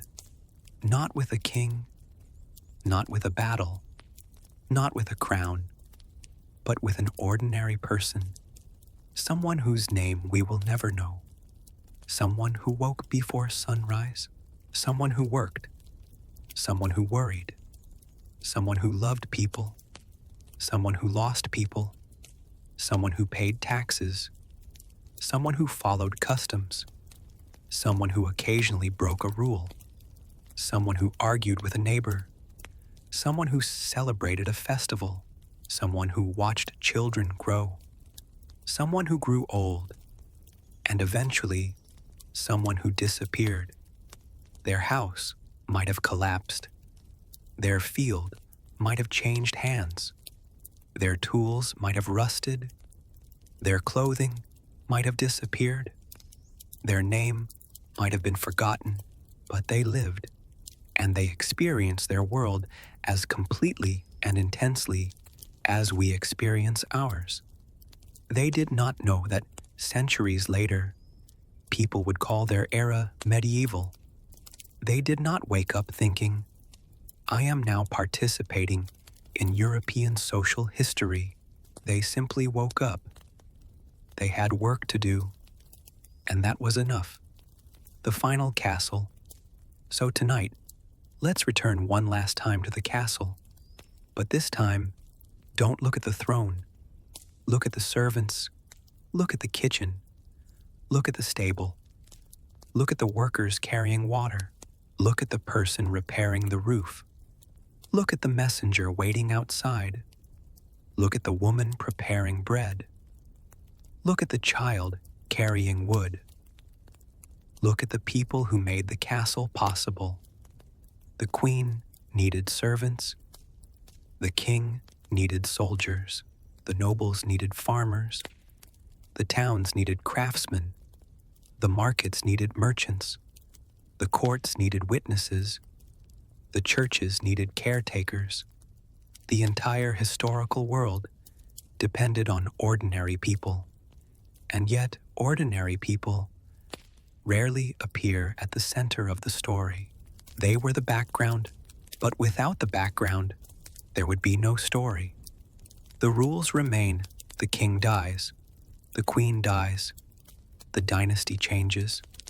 The laws change. The borders change. The buildings change. The language changes. The clothes change. The roads change. And yet people continue finding ways to live. They negotiate. They adapt. They complain. They work. They raise children. They form friendships. They fall in love. They lose people. They start again. That is the quiet continuity of history. One generation inherits a world. It changes a little, then passes it to the next, and the next generation changes it again. Eventually, centuries pass, and we arrive here, looking backward, trying to understand people whose world seems impossibly distant. But perhaps it isn't as distant as it appears, because underneath the laws and titles and customs, there were human beings. Just human beings, trying to make tomorrow slightly easier than today. Good night, and now the roads are quiet. The village is dark. The marketplace is empty. The castle gates are closed. The last candle burns in a distant window. Somewhere, a farmer is asleep after a long day. Somewhere else, A merchant has finally stopped worrying about a debt. A widow rests beside a small fire. An apprentice sleeps in a crowded room. A servant has finished the day's work. A queen lies quietly beneath heavy blankets.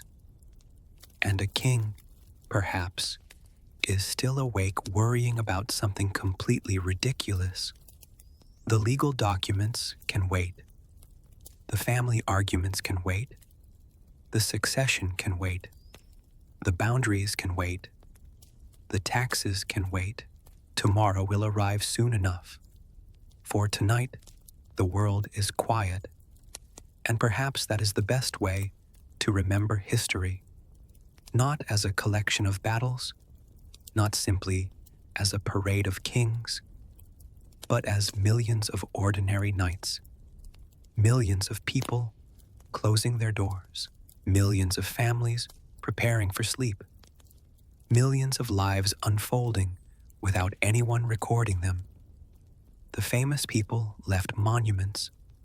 The ordinary people left almost nothing. But they were there. They built, they carried, they planted, they cooked, they traded, they argued, they prayed, they raised children, they endured, and eventually they slept. So let the old roads disappear into darkness. Let the castles become silhouettes. Let the village bells fall silent. Let the old legal arguments fade away. The boundary stones can remain where they are. The family trees can stay tangled. The queens can rest. The kings can stop worrying. And the ordinary people can finally put down their tools. For tonight, there are no taxes to calculate, no debts to collect, no court cases to attend, no marriages to negotiate, no fields to defend, no rules to memorize, just darkness, quiet, and sleep. Good night, and thank you for traveling through the quieter side of history.